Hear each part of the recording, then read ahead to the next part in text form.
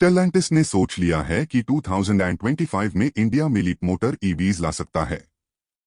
एक feasibility study चल रही है देखने के लिए कि लीप मोटर ईवीज को क्या कॉम्पिटिटिव प्राइस दिया जा सकता है। टियागो और नेक्सन ईवीज के म्यूकेबल।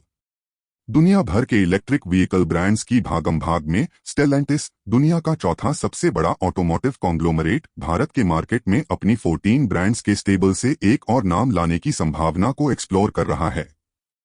लीप मोटर, एक चाइनीज ईवी ब्रांड जिसमें स्टेलांटिस ने अक्टूबर 2023 में यूरो 1.5 बिलियन, लगभग 13,500 रुपए करोड़ के लिए 20% स्ट्रैटेजिक स्टेक एक्वायर किया था, को भारत में प्रवेश के लिए विचार किया जा रहा है। इस डील में लीप मोटर इंटरनेशनल का गठन भी हुआ, जो एक 51-49 स्टेलांटिस लेड जॉइंट वेंचर है, जिसमें लीप मोटर के उत्पादों के निर्यात, बिक्री और निर्माण के लिए विश्व अधिकार है। चाइना के बाहर भारत में प्रवेश लीप मोटर का अंतर्राष्ट्रीयकरण स्ट्रैटेजी का हिस्सा है, जो स्टेलांटिस के नेतृत्व में है। कंपनी लीप मोटर को भारत में लाने की फीजिबिलिटी स्टडी कर रही है, जो स्टेलांटिस के बाद भारत में चौथा ब्रांड हो सकता है, सिट्रोन, जीप और मैसेराटी के बाद।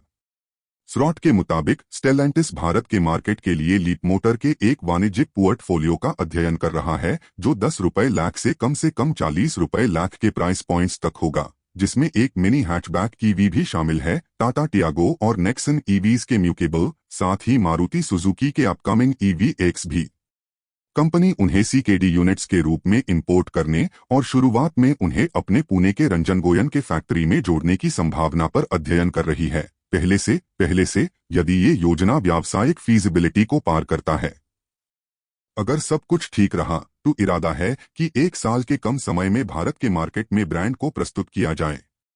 एक ईमेल जो स्टेलांटिस इंडिया को भेजा गया था, उसका कोई जवाब प्रकाशित होने तक नहीं मिला। ये कदम तब आता है जब वियतनामीज ईवी विशेषज्ञ विनफास्ट ने अपने भारत का खेल योजना घोषित किया है और फिस्का और टेस्ला जैसे लोगों ने भी देश को अपने नजर में लिया है एक मार्केट प्रवेश के लिए। लीप मोटर का प्रस्तुतिकरण स्टेलांटिस इंडिया के मौजूदा डीलरशिप नेटवर्क से होने की संभावना है, जो अब तक सबऑप्टिमल वॉल्यूम्स रखता है। एक और ब्रांड के जोड़ने से शोरूम फुटफॉल्स बढ़ेंगे, जो डीलरशिप को बड़ी तीव्रता से चाहिए हैं।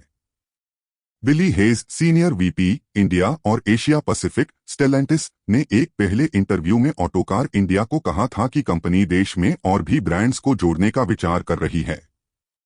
स्टेलांटिस और लीप मोटर के बीच का सहयोग लीप मोटर की बिक्री को चाइना, दुनिया का सबसे बड़ा मार्केट, में और स्टेलांटिस के स्थापित ग्लोबल व्यावसायिक उपस्थिति का उपयोग करके लीप मोटर की बिक्री को बाहर चाइना में काफी तेजी से बढ़ाने में सहायक होगा। इसका उद्देश्य था स्टेलांटिस को लीप मोटर के highly cost efficient EV ecosystem का फायदा उठाना है, जो चाइना में उनके डेयर फॉरवर्ड 2030 फीट इलेक्ट्रिफिकेशन लक्ष्यों को पूरा करने में मदद करेगा।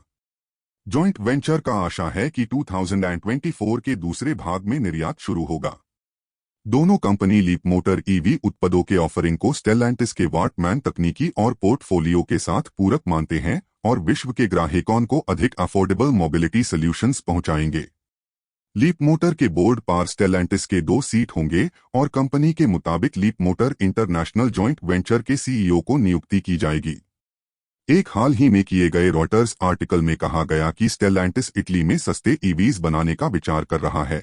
लीप मोटर के समझौता के तहत भारत एक और संभव निर्माण बेस हो सकता है, स्रॉट हमारे सिस्टर पब्लिकेशन ऑटोकार प्रोफेशनल से कह रहे हैं।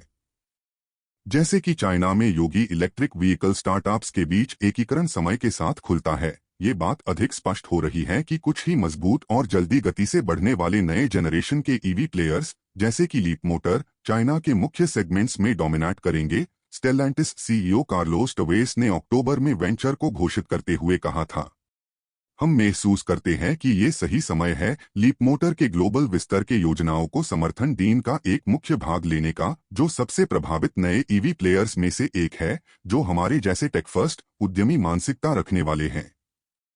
इस स्ट्रैटेजिक निवेश के माध्यम से हम अपने व्यावसायिक मॉडल में एक खली जगह को पहुंचा सकते हैं और लीप मोटर के प्रति हमारी और भी बहुत सी चीजें भरने के लिए लाभ उठा सकते हैं, जिसमें चाइना में भी और बाहर भी, उन्होंने जोड़ते हुए कहा।